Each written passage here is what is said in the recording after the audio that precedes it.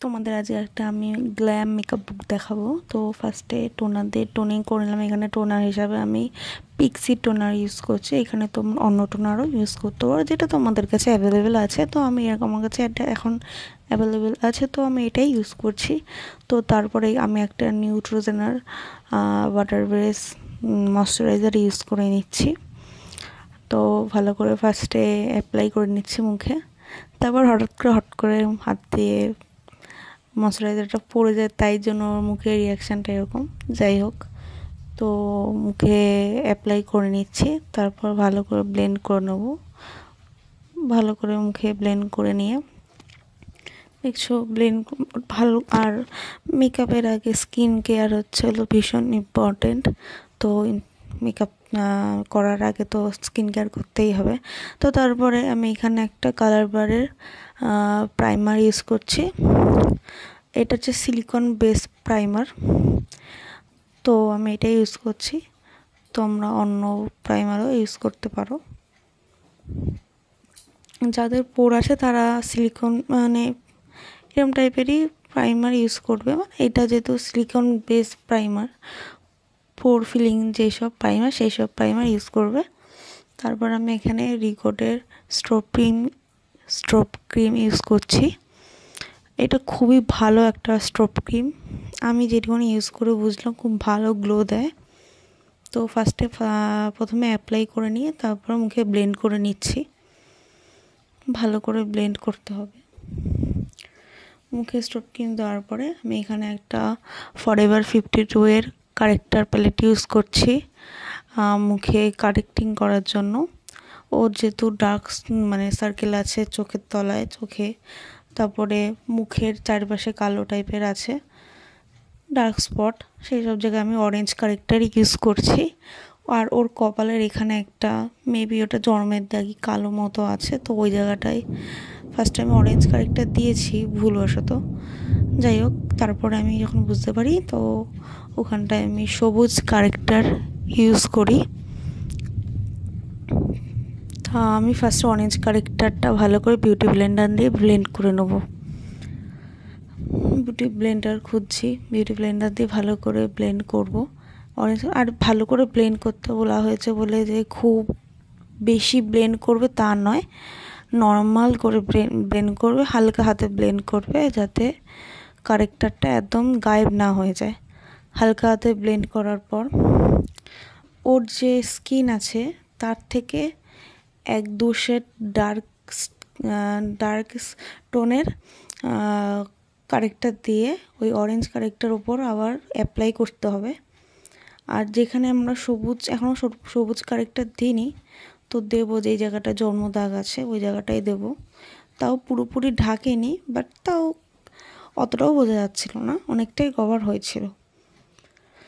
হ্যাঁ, তা ব্রাউন কালারের কারেক্টারটা দেওয়া হয়েছে। এরপর আমি ওই জন্মদাগের ওখানে সবুজ কালারের কারেক্টার দিচ্ছি। এইটা আমি প্যাকের ইউজ করছি। প্যাকের যে টিউব যে কারেক্টারগুলো পাওয়া যায় সেটাই আমি, প্যাক বলতে পিএসি যেটা পাওয়া যায় ওইটাই আমি ইউজ করছি। তারপর ডার্ক ব্রাউন যে কারেক্টারটা ইউজ করেছি চোখের তলে আর মুখের চারপাশে, ওইটা ভালো করে ব্লেন্ড করে নিচ্ছি। তারপর সবুজ কালারের কারেক্টারটাও ভালো করে ব্লেন্ড করে নিয়ে তার উপরে ডার্ক ব্রাউন যেটা আমি মানে অরেঞ্জ কারেক্টারের ওপরে ইউজ করেছি সেটা আমি গ্রিন কারেক্টারের ওপরে ইউজ করে ভালো করে ব্লেন্ড করে নেবো। আবারও বলছি, ভালো করে ব্লেন্ড মানে যে খুব বেশি ব্লেন্ড তা না। তারপরে আমি এখানে একটা পিএসির এইচডি ফাউন্ডেশন আর সফারেলের মিরাক্কেল ফাউন্ডেশন ইউজ করছি। একটা যেটা প্যাকের ওটা হচ্ছে হলো একদম হালকা শেড মানে লাইট শেড, আর যেটা আমি সফারেল ইউজ করি ওটা ডার্ক শেড। দুটো মিক্স ম্যাচ করে ওর শেডের করে বা ওর শেডের ঠিক না, ওর থেকে একটু হালকা ফেয়ার স্কিন টোন করে মুখে অ্যাপ্লাই করে নিচ্ছি ভালো মতো। ফার্স্টে একটা লেয়ার দিয়ে নিয়েছি, তারপর আমার একটু মনে হচ্ছে যে ওর থেকে একটু ফেয়ার করা উচিত, তো আমি হালকা একটু ফেয়ার করেছি। দেখছো আমি একটু হালকা ফেয়ার করে নিয়েছি, খুব একটা ফেয়ার যে বোঝা যাচ্ছে না, ঠিকই আছে। তো ওটা অ্যাপ্লাই করে নিচ্ছি, ভালো করে ব্লেন্ড করে নিতে হবে। আর ফাউন্ডেশন খুব ভালো করে ব্লেন্ড করতে হবে। যাতে কোনো প্যাচ না হয়, যাতে খারাপ না লাগে যে কোনো জায়গায় খেবড়ো খেবড়ো করে লাগা। যাই হোক, তারপরে আমি একটা লাইট শেড দিয়ে কনসিলার হিসেবে অ্যাপ্লাই করছি চোখের নিচে, নাকের ওপরে, ঠোঁটের ওপরে, থুতনিতে আর কপালের এই জায়গাটায় অ্যাপ্লাই করে নিচ্ছি কনসিল করার জন্য। আর আমি ওই গালের ওই জায়গাটা দিলাম, কারণ পরে যখন কন্ট্রোরটা অ্যাপ্লাই করবো তো এটা শার্প করতে হবে, তো আমি দিলাম একটুখানি কনসিলার। তোমরা নাও দিতে পারো, তোমাদের ব্যাপার। যাই হোক, ভালো করে ব্লেন্ড করে নিচ্ছি। কনসিলারটা খুব ভালো করে ব্লেন্ড করে নিতে হবে, যাতে খুব ভালো করে মিক্স হয়ে যায়। চোখের তলে ব্লেন্ড করে নিচ্ছি, খুব ভালো করে ব্লেন্ড করতে হবে। তারপর গালে যেখানটা দিলাম ওইটাও ভালো করে ব্লেন্ড করে নিচ্ছি।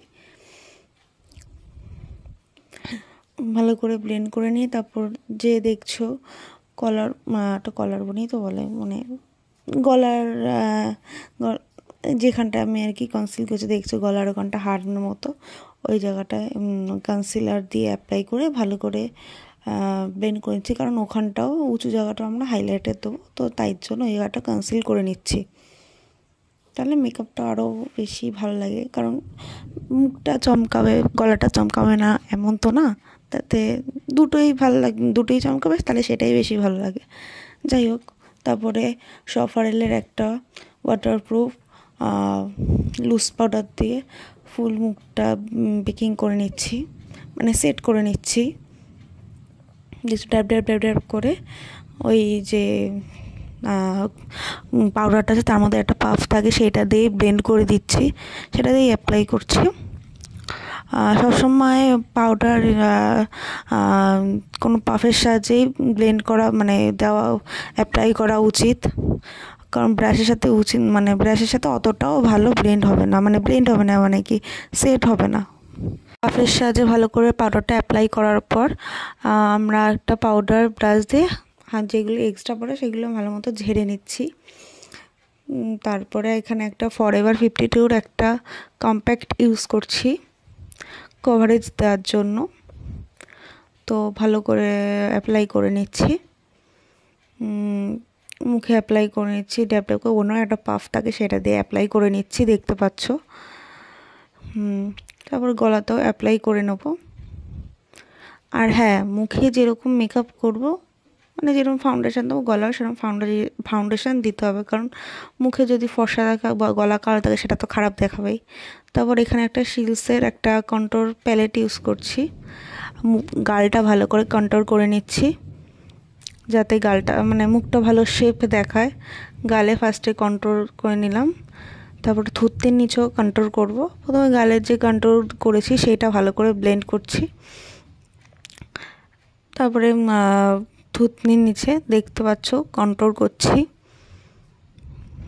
ভালো করে কন্ট্রোল করতে হবে, তাহলে যত সুন্দর কন্ট্রোল করবে তত ভালো মুখের শেপটা হবে, মানে শেপটা দেখাবে। আর যেহেতু এটা পার্টি মেকআপ টাইপই, তো আমরা ক্রিম কন্ট্রোল ইউজ করছি না। তারপর ফোরহেডেও আমরা কন্ট্রোল করে নিচ্ছি, ফোরহেডেও অবশ্যই কন্ট্রোল করতে হবে, নাকটাও হালকা করে কন্ট্রোল করে দিলাম। তারপরে সফারেলের যে পাউডারটা ইউজ করেছিলাম ওয়াটারপ্রুফ, ওইটাই একটা পিৎজা পাফের সাহায্যে অ্যাপ্লাই করে, মানে কন্ট্রোলের নিচ থেকে অ্যাপ্লাই করে নিলাম, যাতে মুখটা ভালো মানে শার্প লাগে, শেপে আসে একটা। তো শার্প করার জন্য ওই পাউডারটা ইউজ করে নিলাম, একটু রাখবো কিছুক্ষণ, তারপরে ঝেড়ে নেবো। তারপরে আমি একটা সফারেলের আইব্রো পমেড ইউজ করছি, এখানে ডার্ক ব্রাউন মেবি কালারটা। যাই হোক, আইব্রো এঁকে নিচ্ছি,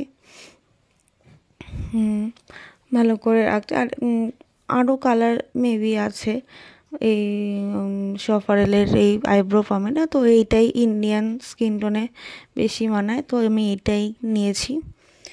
তো ফার্স্টে একটা আইব্রো হয়ে গেল, তারপর আরেকটা আইব্রো করছি, দেখতে পাচ্ছ। হ্যাঁ, তা করছি, ভালো করে কম করতে হবে, শুধু এঁকে গেলেই হবে না, আইব্রোটা ভালো করে কম করতে হবে। তারপর এখানে একটা মার্সের আইশ্যাডো প্যালেট ইউজ করছি, ফার্স্টে আমি দেখাচ্ছি কিন্তু তারপরে আর দেখানো হয়নি। এখানে আমি একটা স্পটলাইট আই মেকআপ করলাম আর নিচে কাজও স্মাচ করেছি, মানে আইলাইনারে স্মাচ করেছি। আর তারপরে এখানে একটা মেবলিনের মাস্কারা ইউজ করেছি। মাস্কারাটা খুবই ভালো, মানে খুবই ভালো। আমি এখানে কোনো ফলস ল্যাশ ইউজ করিনি, লেন্সও ইউজ করিনি। আমি এখানে এই মেবলিনের এই মাস্কারাটা ইউজ করছি, দেখতে পাচ্ছ। আর এটা একটা স্পটলাইট আই মেকআপ। তোমরা যদি আলাদা করে যে আই মেকআপটা যদি দেখতে চাও তো কমেন্ট করো, আমি আলাদা করে ভিডিও করে দেবো।